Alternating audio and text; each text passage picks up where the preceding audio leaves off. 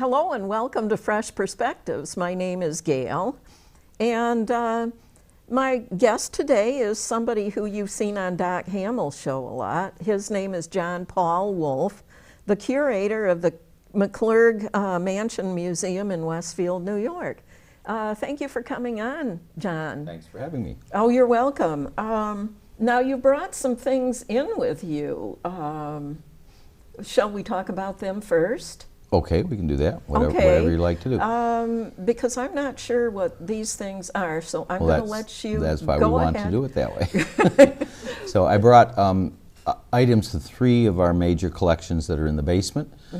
We have 5 rooms in the basement, and so I brought items that I could easily bring over here from those collections. Okay. If we start with a picture, I downloaded some pictures because I think that's where we're going to start first, and I don't have items from that. There we go. Oh, the arrowheads. So yes. I brought in some images of our arrowhead point collection to talk about, and that is a major, interesting collection that we have. The guy on the right in the picture is Orry Heath. Now, Orry Heath was a collector. He dug around, and he lived in the area of Ellery and Bemis Point along the Chautauqua Lake area. And in the 20s and 30s, he collected points. And what makes his collection amazing is that he kept track of where every single point was found. So we have a record of exactly where the points were. Most people have Grandpa's points in a shoebox, so I don't know where he got them, you know, that kind of thing. But we know exactly where they are. After Orry died, someone bought the collection and donated it to us. There are 3,000 points in this collection. Wow. And each one of them, we know where they came from. And so then we sent them off to the University of Buffalo to be identified in terms of dates. And they came back with 5 notebooks filled with each point has its own page, its own drawing, its own information on where, what kind of material it was and what the dates were. And then we put them up in panels on a board, but we only have 180 or so displayed. We have 3,000, but there's only 180 we have room to display. And they're displayed chronologically. So most people who've come in who are Indian experts, they're kind of amazed because no one can display things this way, where it's both chronological and location. Wow. So the pictures are coordinated color-wise, where they're all found on a map. We're kind of generic on saying where they're found because these sites have never been dug. And so we don't want people going into private land and do archaeological digging. Oh, no. Now that even though he did it back before, probably the people who own the land now don't even have a clue that this stuff was there. Yeah, I wondered, you know, living out in the woods like we do, you know, it's just, you never see anything like that just laying around anywhere. Right, you have to really kind of, well, some people stumble on stuff, and some people have better eyes, you know, when you're walking around, but in this case, it's a really unique collection. So it starts with, we have 3 points. I only have the 1 panel, I think, don't I? I think that's the only Indian panel I brought in. Yeah, I think that's it. So we have now those are all the newest ones because it happened to catch his picture. The points in our collection date from 8,000 BC to 1600 AD. 8,000 BC. Right. There are 3 points from the very early. So those are mound builders. They're very rare. I don't have pictures of those. They're bigger. And those were used to hunt the mastodon. Oh, really? On their spear points from, I don't know how they ever I killed a mastodon with these points that are this big. They must have had 150 of those things going into them to get them. Yeah. But those are, and they're all found right off of Chautauqua Lake on the east side. Bemis Point, Ellery area. What I don't understand is how they can figure out back in ancient times like that how people did things. Right. You know, I mean, that seems kind of incredible. Really. It does. It does. So anyway, we have that collection. And they're by site. So we have a group, and I just picked points that looked interesting that we had a big site on. I'm assuming that if there were a lot of points in one site that he found, that it must have been a community there at that point.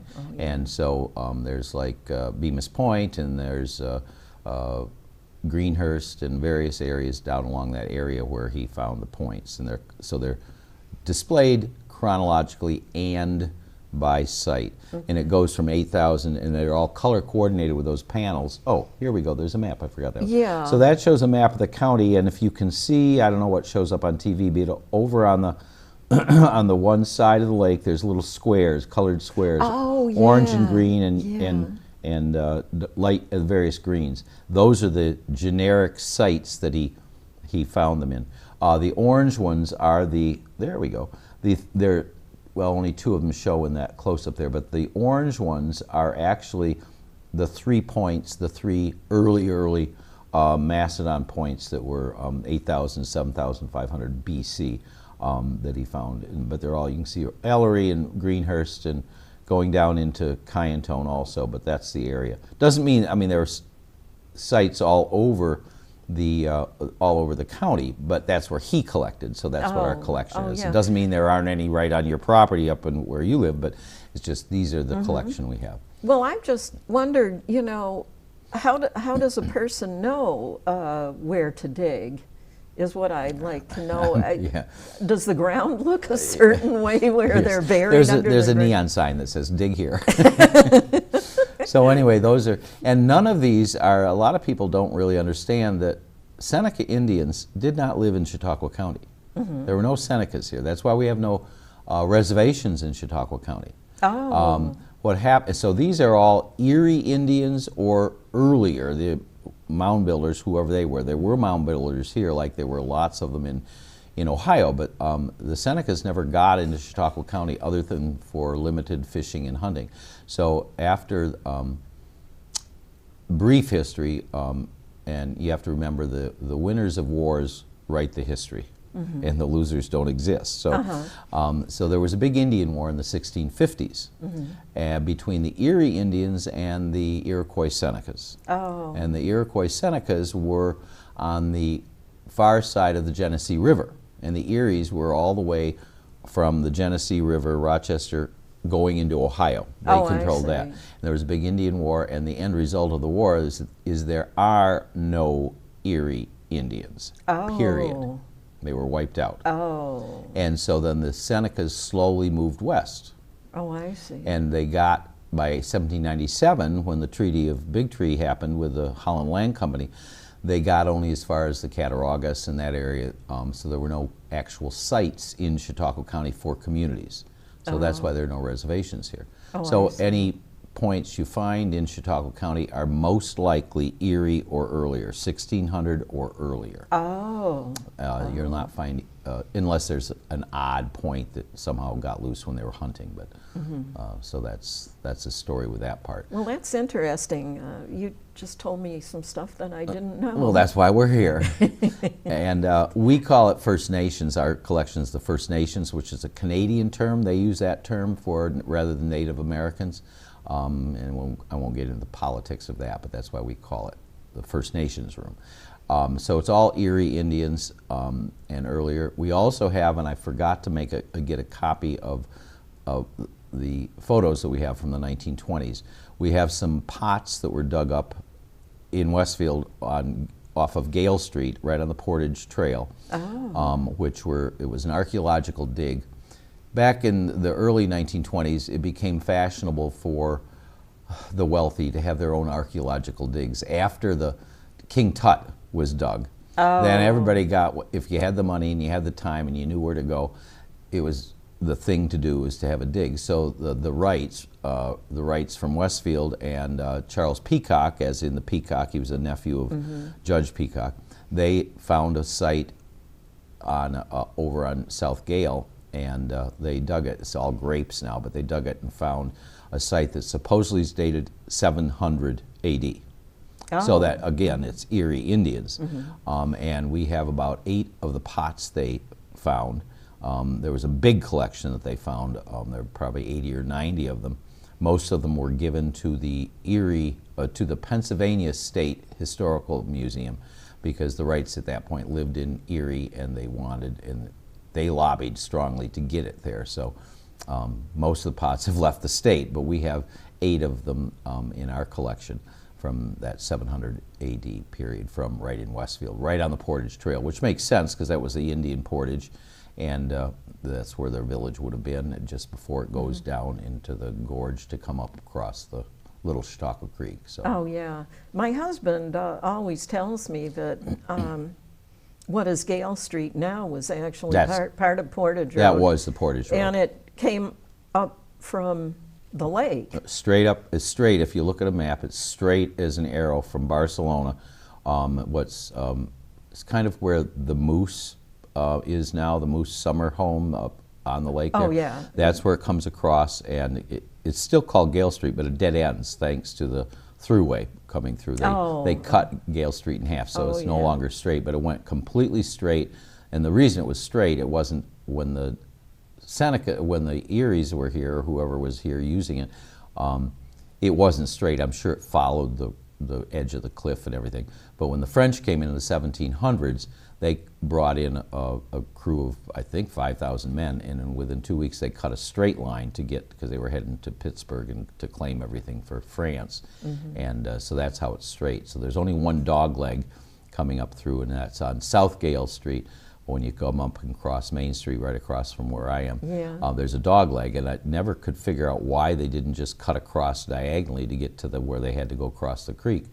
Well, it's because I found out that in that area where the grapes are now, that was very swampy. And everything drains directly into where I live, and so having been there long enough, I've realized why that dog leg was probably put in there, is to avoid the swamp. And once you get past the swamp up there, that's where the village was that they had.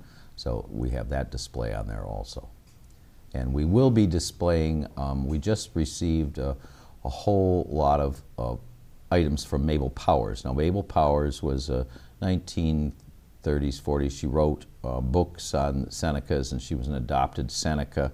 She lived in, I think she lived in Wameda, over near the institution. Oh, yeah. That's where her house was. Yeah. And the library had a whole lot of her stuff, including objects that she made, clearly looking like Native American objects. And we're going to be doing a display on that down in the Native American room shortly when we get it set up. Because we're getting all the archives and photographs and things from the Patterson Library. We have like 90 boxes. It's taken forever. Oh my gosh. And you know, there's thousands and thousands of things. They've changed their idea of what the library needs, so they transferred everything to us. So we've got to go through all of that. Wow. So that's that part of that. You've really got your hands Yeah, that was full. a planned thing. That I had to find shelving to find a place to put all this stuff. So there's one shelf in the one big shelf that holds boxes in the library, one shelf in the back hall, and one shelf in the bathroom. So we've hidden them wherever we can to store them till we can get through the boxes and sort and figure out. Well, maybe you enjoy doing that. I would normally, but we're so overwhelmed with everything else going on that's like, yeah, well, we'll get to it. We'll get to it someday. So anyway, that's our First Nations room.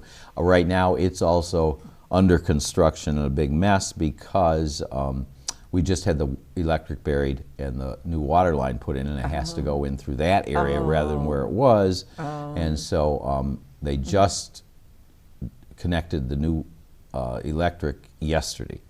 And so now I can call in the people who are going to do the resurfacing of the floor in there, and then we can get the Native American room back to where it's supposed to be. Yeah. Well, you've got, aren't there some other weapons like axes and things in that display? Oh, yeah. Well, not in the Native American Not in part. that No, room? that's a whole different. Wasn't there some animal bones? Yeah. Oh, mastodon. We have mastodon bones. Mastodon bones. We have a rib bone and a vertebrae and a leg bone from a mastodon that was dug in Westfield, was dug up on Jefferson Street where Julia Militello's antique store was. And her father, who lived there, was putting in it was all swampy behind their house, and he was digging it up to, I guess, I'm not sure what he was doing, maybe put in fill and things like that to make it less wet. And he found parts of a mastodon. Wow. I think again in the 20s or 30s, and he would give the parts away to people. So somebody might, and who knows what happened to them all. I don't know how many bones he found, but we ended up with these 3 bones. I think after we moved into the museum over in Westfield. So we have the 3 bones, and then, but those are right from Westfield. And then we have another rib bone, looks the same almost, that's from Forsyth Corners, the Forsyth Bridge, that was found by Walt Falvey and Hayden Hanks, and they donated that one. That's on display over at the Grape Discovery Center as part of their educational display, because I figured, well, we have 2 rib bones, we can put one over there. So. Do you know, have you ever been out to the Greystone Nature Preserve? No. They have a flat rock that the husband's father, I think it was, found at some point in time. Not around here, but someplace. And it's a flat, kind of a flat rock with a footprint of a dinosaur on it. Of course, that's a lot older than a mastodon, but different generation. Yeah. So And we also have some fossils in that same room that were found in the gorge, and some interesting fossils. But so it's a little bit of everything in that one room. So that's our first room. Let's see what we have next coming up. I think that's all I have on First Nations. Do we have an?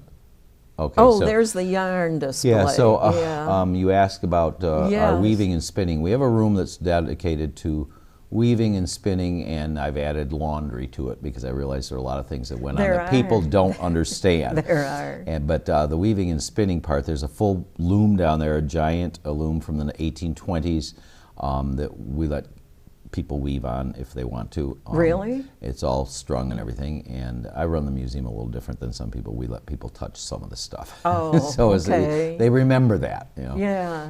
So anyway, part of the display, someone gave us, Jack Erickson actually gave us these examples of wool that have been dyed by natural materials. I don't know, can Yeah. you blow that up a little bit? I'm not sure if you can. If you can get into one section there that shows the details. Yeah, I I couldn't take this apart again because it's all in a display case, and it's, let's see if we can get it. There we Oh, go. yeah, Well, yeah. my eyes are still not good. Yeah. But it shows the various kinds of materials and what colors you get with it. So there's things like onion skin and walnut husks and various kinds of things like that. Some of the colors are pretty bright, like I'm seeing Well, red. that red, right? And I can't remember what that's made of. I'm not, I only know little bits of my collection, and it's like I don't read those things. It's like there's too many things in our collection to get an expert on all of it. Oh, there we go, maybe. Yeah. So the red, that darker red is madder, whatever that is, the rust, and then the madder and alum. There's just 2 different amounts probably of time that they dyed it. Yeah. So it shows all of that. Now, if we can go to the next picture after that picture, I think that's, yes. So this is the bottom of that same case. The reason I'm talking about showing this is this has to do with linen. Oh. The 2 examples on the left there are hand-woven linen. One's been bleached, so it's white. The other's natural linen. And then there's the part of a coverlet. So I'm going to go to, if we can go to this picture here or this item here that I have. There were 3 kinds of material that a farmer could raise in Chautauqua County to make cloth with. Oh, I see. First of all, you have sheep for wool. Then you have flax, which is that other picture that we had before. It shows some flax growing. And then you have silk. Most people don't understand that silkworms will survive in Chautauqua County, and they live off of mulberry trees. And there are still some mulberry trees running around. You can find them, but the problem was that didn't work out because the labor was so expensive to weave, to do the silk threads. yeah. There was actually a silk factory in Dunkirk until the 1950s. Oh, I didn't Now, I don't know that that. they raised the silk there. I don't know much about it, but we have a pair of silk stockings and a pair of silk gloves that were made in Dunkirk at that factory. Anyway, that was pretty much of a failure in terms of our ability to do that, but you could grow silkworms. But the most interesting one is the flax. And flax is a, if you go back, can we go back to the picture just before? I'm sorry. That one, yep. Except for that we missed the picture that's above that. Right there, there's a picture that shows flax growing. Well, that's all right, just leave it there. So in order to get something like, flax makes linen. In order to do that, the things that people had to go through just to get a piece of material is amazing. You'd raise the flax, it's kind of like a weedy kind of thing, grows tall, 3 feet I think, in the spring, and then you'd harvest it in the fall, cut it down, put it in bunches, put it in water and rot it a little bit, and then, this is the scary part, is this object here. Then they would take, and you can see yeah, well, that's why there's a case on it. These are called hatchels, and they came in different sizes. But you'd put this on the ground, put your feet on either side, take a big bundle of flax, and ram it down through these nails, or these spikes, they're not nails, and it would break down the fibers, and eventually you would end up with this pile of very fine fibers. Oh, I That's see. just step 2 of making linen. So then you take that and you go to a flax wheel, and the flax wheel was, well, there might have been a picture there. Flax wheel is what most people think of as this little spinning wheels. Oh, okay. But that was to take the flax and spin it into the twists. And you can take as many fibers as you want. If you want really fine, like handkerchief linen or thing like that, you only take 1 or 2 fibers. That's an English picture, but they're similar to that. So the one on the white, which is, it's not really fine, but it's sort of fine. The one on the left, I'm sorry, with the white weaving, you can take just 3 or 4 fibers and spin them. And so it's microscopic. Or you can take a bunch more, and then you end up with a coarser linen like the one on the left of the beige one. So you've got that. Well, then you've got to take that off of the spinning wheel and put it on what's called a weasel. Now, a weasel, you know the nursery rhyme, Pop Goes the Weasel? Well, the first line in that has to do with, here we go round the mulberry tree. Oh, yeah. All of those phrases have to do with textiles. Oh. The mulberry tree is what the silkworms ate. Well, the weasel is, the people would wind that woven thread that was twisted now onto this weasel, and the pop is they could set it to a certain amount, so that if you wanted a ball of yarn that was 50 foot long or something, it would pop when it reached that amount. Oh. And that's where the weasel comes, the pop goes the weasel. Then you would take it off of that and wind it into a ball, because otherwise it will all just kind of gather up into a big mess. And then you would set your loom, and you string your loom with this, and you still haven't got any material yet. You string the loom with the linen part on the warp, and then the weft.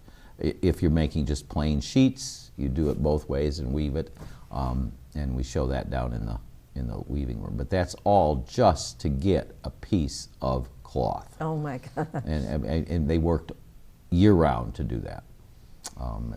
That's a pretty amazing and scary thing. Now, that one picture that we've been looking at with the blue and white coverlet, if we can get back to that one.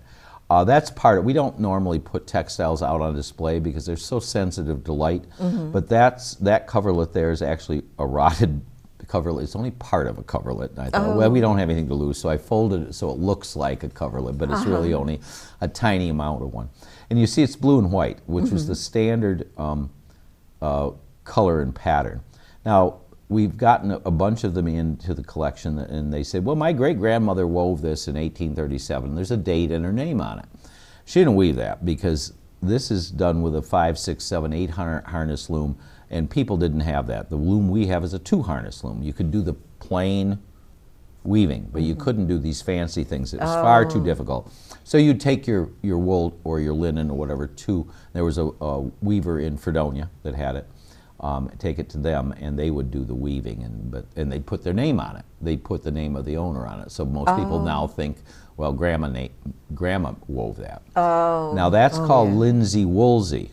Linsey woolsey. Because the white part there going up and down, that's the linen, and then the wool, the blue, is the wool. Oh, so that's how the term comes from, because the one set is the linen and the other set is the wool. And they're also called winter-summer coverlets because they're opposite on each side. Oh, I see. The one side is more blue, the other side, even though it's the same pattern, one side is more blue, the other side is more white because of the way they wove them.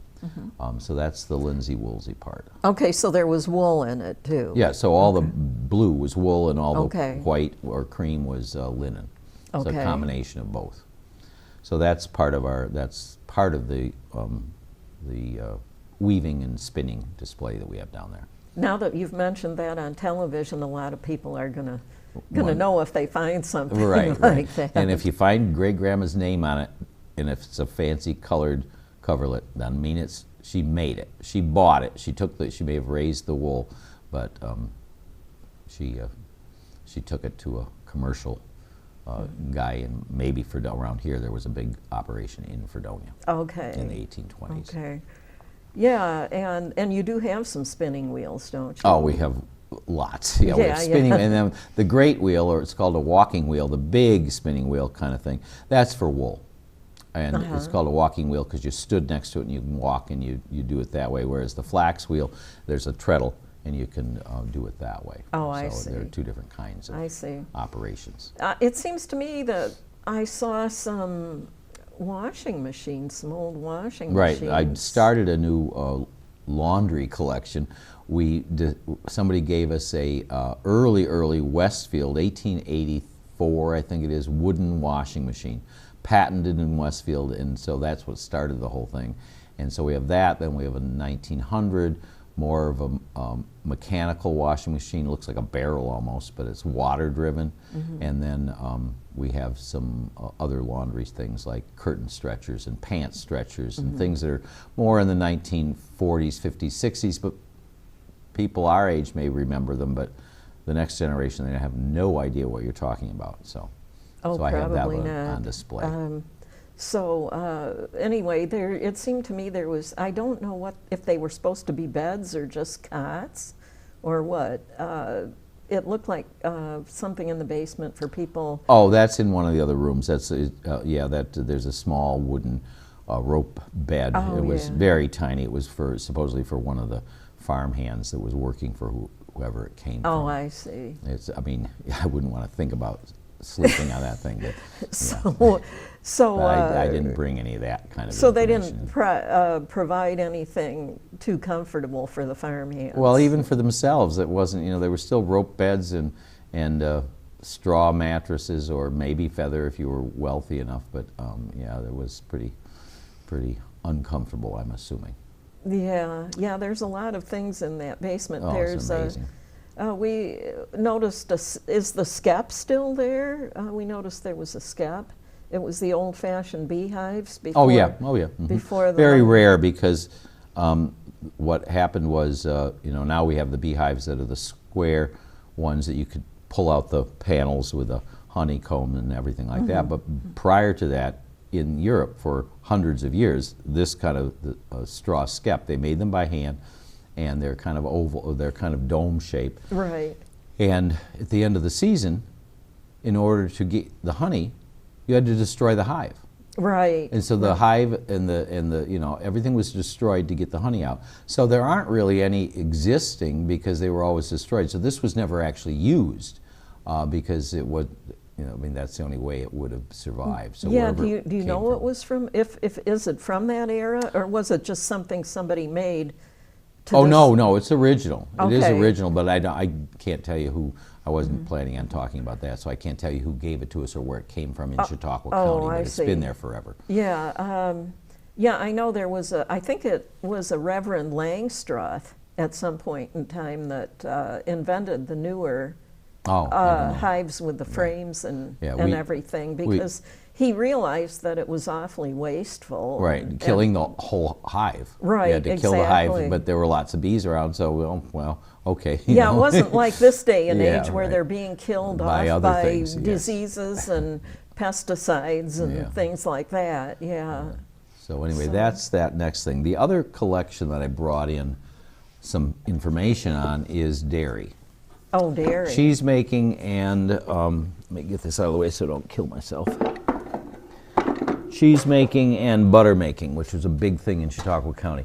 That picture there is part of our collection of milk bottles. I realized after I first got started at the museum that people didn't realize, that milk was delivered to the people's homes in milk bottles, and that collection there has about 80 different companies, dairies in Chautauqua County. They're all different. Oh, there were that many. Wow. No, I started it because I had 3 or 4 at home. I was in Jamestown with Jacobson Brothers. I thought, well, I can get rid of these. I can take them over to the museum and make them part of the collection. Not knowing that there actually were over 275 separate dairies in Chautauqua County with their own label.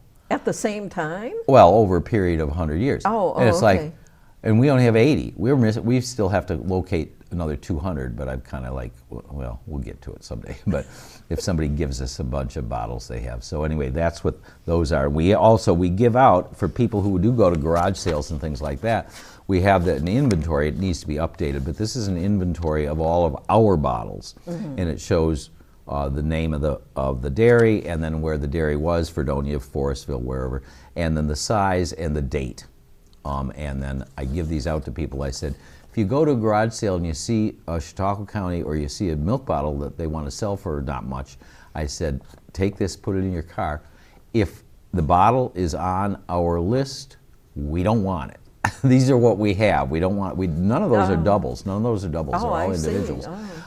So we don't want them. We only want the new ones, the ones that we don't have. So we have that kind of a list, and this is what we have, but we're missing close to 200 dairies. Oh my gosh. So it was what I do. I brought in some examples of the way milk, various companies.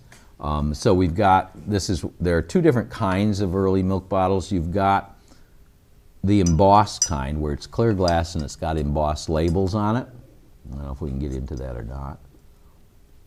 Yeah, it probably won't show up. Well, it's out of Too good. Yeah. Yeah. Oh, there we go. And that's FH Root. And that's I can't remember where I see it. Jamestown. That's a Jamestown bottle, and so that's one kind. Early on, before homogenization, which we just take for granted, it was whole milk was what you bought. When it was delivered, it came in this kind of a shaped bottle, which is called a cream top. Right. And it was the milk settled at the bottom, the cream settled at the top. And this is actually a cream top spoon that you got with it. And it would just fit down so you could take and remove the cream for baking or whatever to get the cream. And this is probably 1930s, I think. This is one we had in our house that we used. I bent the top because it would fall in. But this is the same kind of thing from the 1940s and 50s, an aluminum one. So you could it's a cream dipper to pull the cream out. So that's that. So we've got the cream top, and then we've got the embossed, and then we have the painted versions, which are newer. So instead of the embossed one, they're painted. And in this case, this is high grade. This is out of Jamestown. High grade. Whoop, where are we here? And it looks like it's not actually milk that's in it, in case those of you watching are wondering. I'm not functioning well here. Yeah, no, the ones that are the painted ones, they show up better with this is a little styrofoam bead. Oh, so you put styrofoam in. But when you put the styrofoam into the clear ones, it loses everything. So our painted ones are styrofoam beads, and our embossed ones are not. And they come, I should have brought a square one too, because they also come square. These are all round. And on the back it says, there's a little picture of a baby. Right in the middle of this thing. Where is it? There we go, maybe. Okay. There's a picture of a baby there in its honest quality, and built our business. But High Grade was one of the dairies in Jamestown. Okay. So that's what that is. And you can date them also. On the bottom, there's quite often a 2-digit number. This is 57, which means the bottle was made in 1957. Oh, okay. So a lot of them have those kinds of things. Now, most of the milk bottles are this side. The quart size are your standard. We have some smaller ones. There are 2 other kind of examples here. They're kind of weird. Now, this embossed one this is from Maple Grove in Jamestown, which is a dairy in Jamestown. Oh, that's the Root one we just showed. But you'll notice there's these little bumps on it.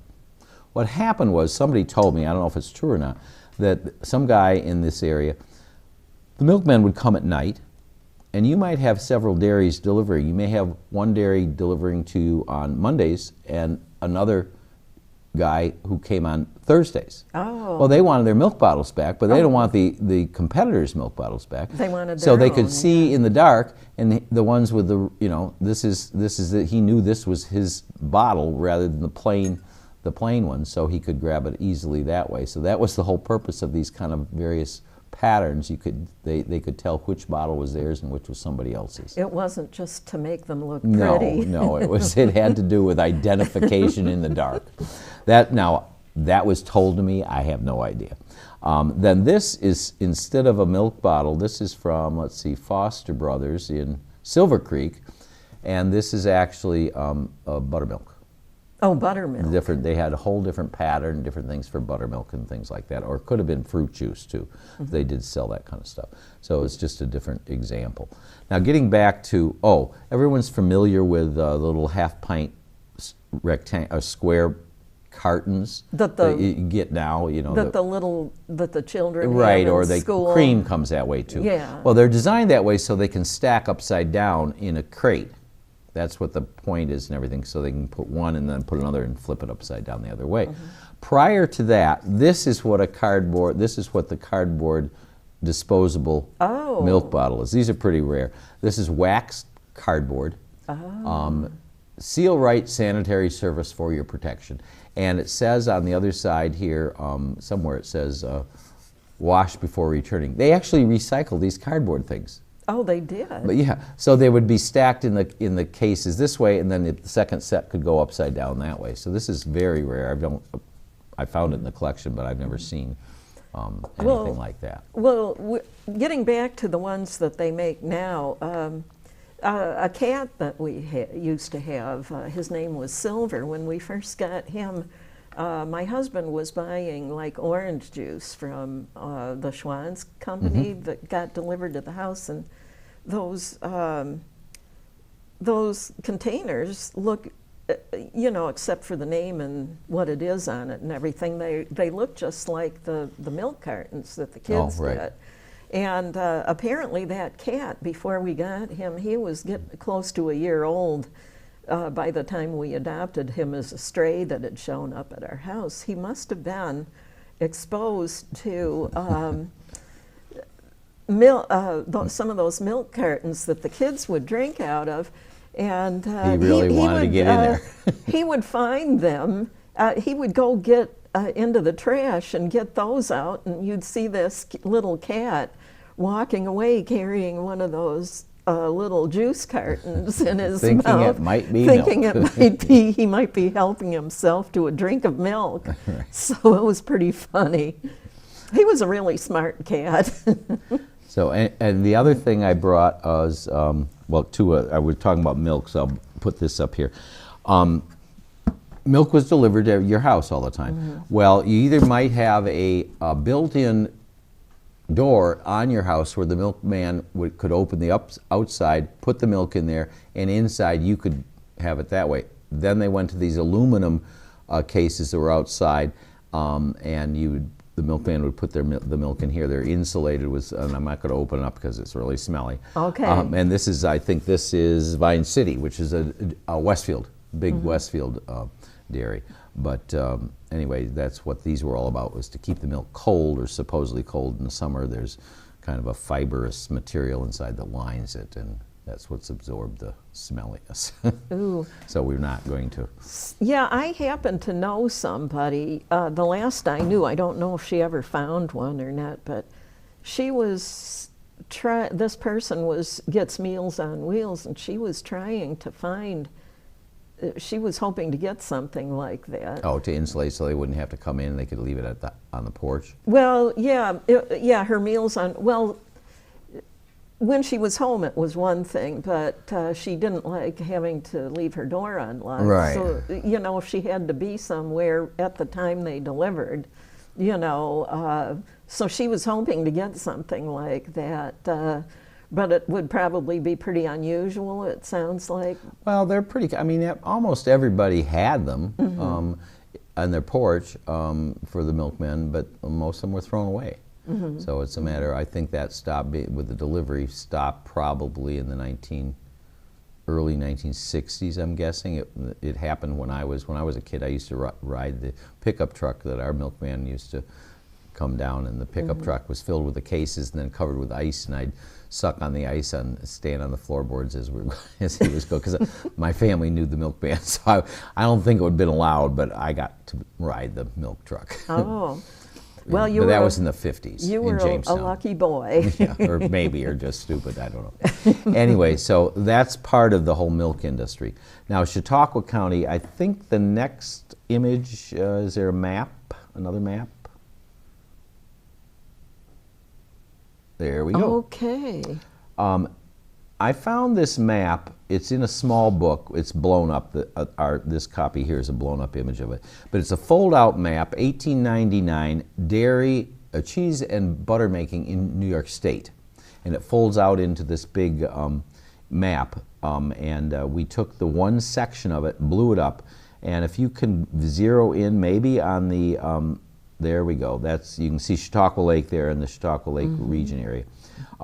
And all those dots, the green dots are cheese making, and it doesn't show the far end of the county. The other part, the blue, I think it's blue. The blue ones are, yes, there we go. The blue ones are butter making. And if you'll notice, it is a massive group of cheese factories and butter factories in Chautauqua County. And if you look at the whole state, just going over a little bit farther, there's not a factory. After you get past Cuba, still has the cheese making and everything. But beyond that, there's like very few or none, and there's none up in Buffalo area. It's just empty. But we were a massive butter and cheese making county. Yeah. But you'll notice all of the, if you go back that one, all of the, or somewhere, yeah, see that in the center of the lake where the Finger Lakes are, in the center of the state, there are none. They're just, it's not there. They just didn't have that developed. But the butter making, if you can go back to the other one you just had, I'm sorry, there. You'll notice butter making is all on the west side of the county. Sherman and Finley Lake and Minot, that's where all the blues are. And on the east side of Chautauqua Lake, that's where all the cheese making is. So we've got Stockton and up to, but you notice there's none in Westfield really of any consequence. There's none in Portland, Pomfret, along the lake. It's all in that center area.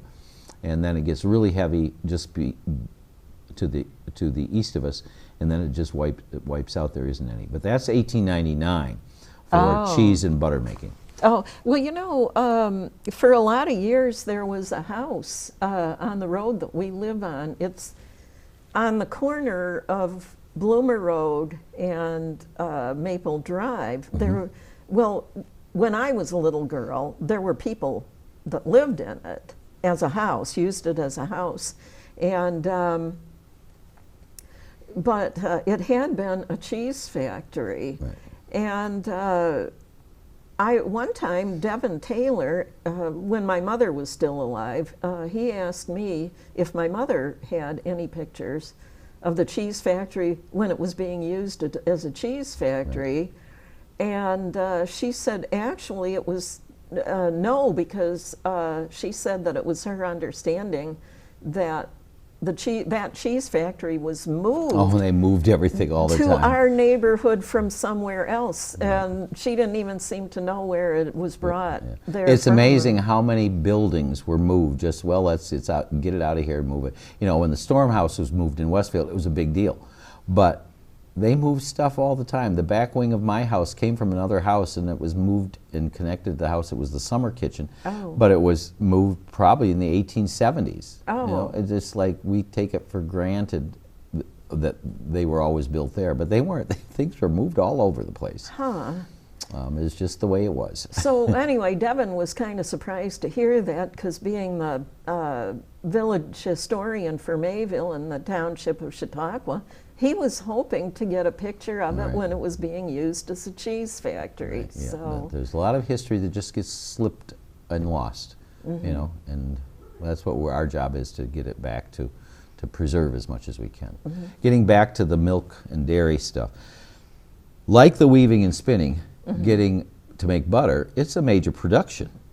And if you had, a small herd of cows, 4 cows, 6 cows, you still wanted the butter, what was important, it was a cash crop because you could store it longer without it going bad like milk, and so that's why they wanted to make the butter. So you take the whole milk, put it into a churn, everyone's familiar with what a butter churn looks like, and you churn and churn and churn it. Well, in the end, it's not like today where you take a beater and you take heavy cream and we've got butter. Well, it's not anything like that. So you churn it, and eventually it will, a hunk of that something will solidify in the churn, and that becomes the butter. And then the rest of it is the curds and whey that are left over from the whole milk. Oh. And they had to find uses for that too. They used everything.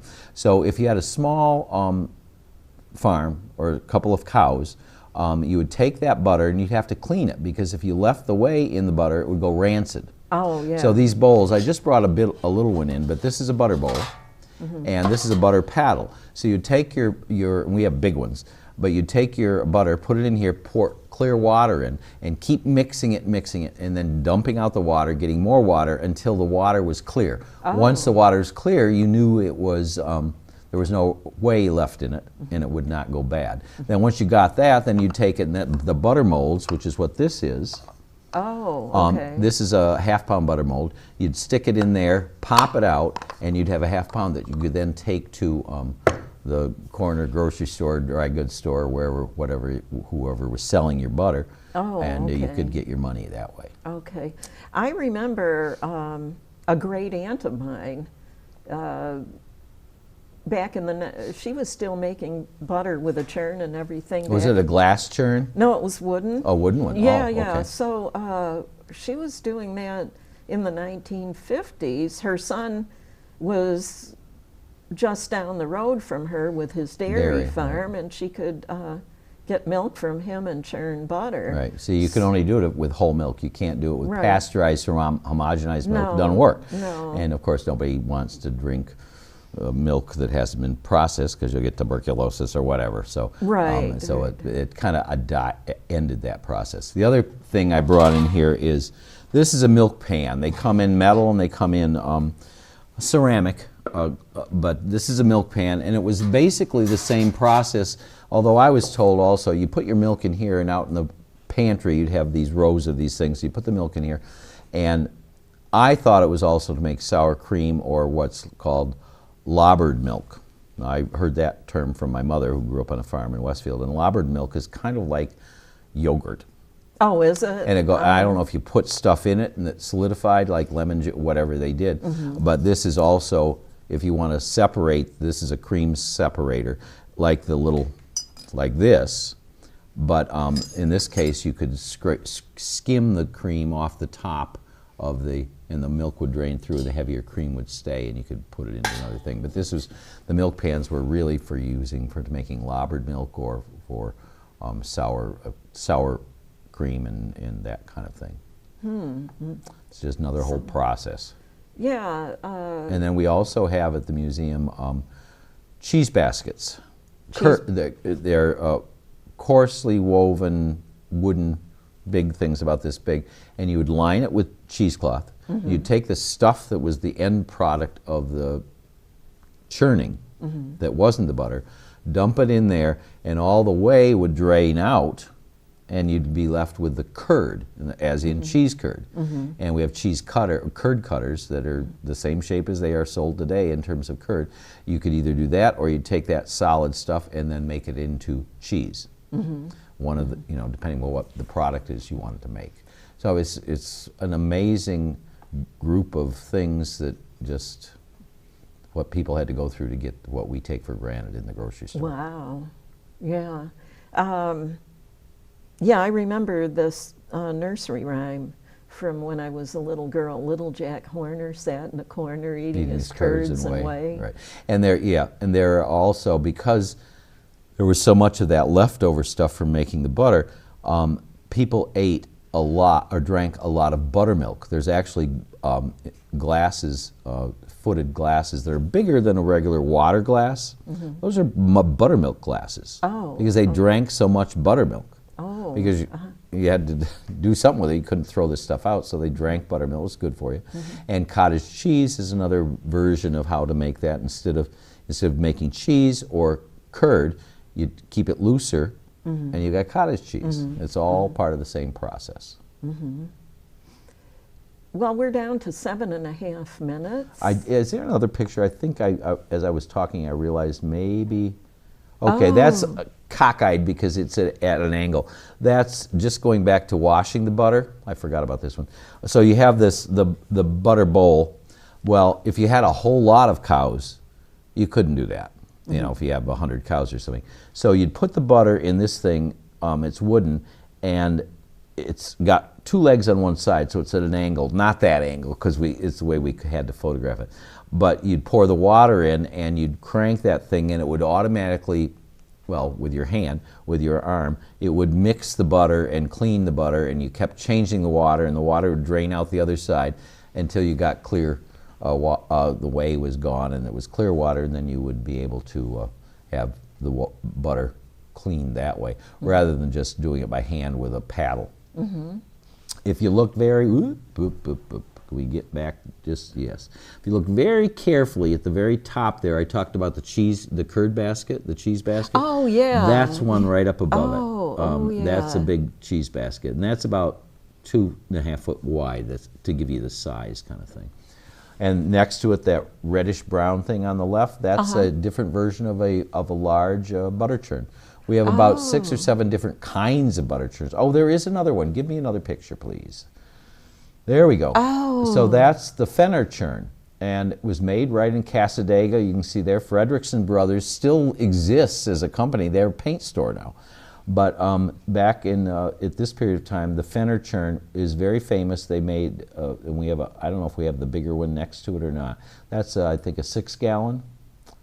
And the next one, there's a bigger one. That's a 20-gallon or something like that, I believe.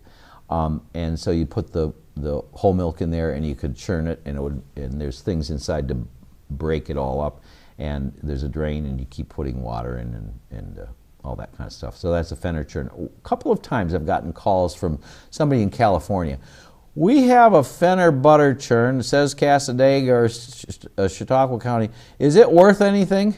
I said, not a whole lot, because unless it's in mint condition, because there were many of them made, and you just happen to have a rare one in California. Might be worth a decent amount of money in California, but not around us. So, no, thank you. And no, we don't want it. We already have 2 really nice ones. Oh, no. Well, you've only got so much room in That's that right. house. We have to be selective. Yeah. Yeah. So you can only have what fits in. Right, right. So And this is just the tip of what we have in the basement. Now, we didn't talk about stoneware, we didn't talk about tools, and we didn't talk about a lot of stuff. So yeah. that's just what I Well, brought maybe in. sometime we can do something like that. I think that was the last picture, I believe. Is that the last picture, Chris? I think he said yes. So, yeah. So we've covered everything I maybe intended to cover. Oh, okay. Well, we're down to just a little over 4 minutes. Was there anything else you wanted to say? Well, we have our activities for the year are going to be starting. I didn't bring my list. I gave the list to Doc Hamels last week. But we have, although we may have it in our hands right coming up. Events? No. Our annual meeting is April 7th. I hate to, is that it? He's bringing something over Yes. to you. That's it. Okay, so our annual meeting is April 27th. I almost said 17th. April 27th, which is a Saturday, and it's at the Lakeshore Church of God in Westfield, right on East Main. Oh, okay. It's a great facility with parking and everything. We were there last year also. If people have come in the past, they usually have gone to the Methodist Church, but this is a bigger facility with better parking. And so our annual meeting is at 11:30, and then at 12 o'clock we have a luncheon. That's the only thing we charge. It's $15 for the luncheon if you want to eat. And at 1 o'clock is a talk, and our talks are always free. And the talk this year is on, it's called the Thread in the Fabric. The Thread in the Fabric. The Thread in the Fabric, and it has to do with, it's by Jacob Ludus III. He used to teach in Westfield, and then he went on to bigger and better things. But it's on the Chautauqua Erie region to 1865. In other words, prior to 1865. It should be really interesting because he's a great writer, and this is the new book that he just put out on that. So it's the history of Chautauqua County, what he's focusing on, up until 1865. So it's the early stuff. So that is our first event, and like I said, they're always free. And then we have them during the season. We also have the book and paper show. We have the antique show. The antique show is the longest running antique show in the United States. 82 years this year. You can go to New England and we beat them all. And it's always been in Easton Hall since 1938. So that's in July. Oh, that sounds really interesting. That's in July. The book and paper show's in May. I'm not giving you the dates because they're away. And then we have a talk on, we have the Civil War reenactment also in June. And we have, as part of that, we're bringing in a guy by the name of Rick Barham, and he's going to talk, he's from California. He's going to talk on the 72nd Regiment, New York State Regiment. That's his expertise. It's one of the regiments of Chautauqua County. And then we have our picnic series. We always do a potluck picnic thing, and that's going to be at Point Gratiot, and that's in August, but it's going to be on the 150th anniversary of Brooks Locomotive. Brooks was a major train maker in Dunkirk, and so we're going to talk about that. And then for those individuals who like the new beer things going on in Chautauqua County, we have in Chautauqua County we're having the history of brewing, and that's in October. So as part of Oktoberfest kind of thing, we'll be doing a history of brewing in Chautauqua County. Not the new breweries, but the old ones that were around, lots of them. So that's part of our events for this year. But all you have to do is go to our website or go to Facebook, those kind of things. Or if you're a member, you'll get it listed anyways. So that's the story. Well, we're out of time. Okay. And I just want to say thank you for coming on. It's been a lot of fun. I've learned a lot today. Yes. Well, thanks for having me. Oh, you're welcome. It helps to promote our mission. Right. And I'll see the rest of you in the viewing audience on the next episode in a couple of weeks. Thank you. You're welcome.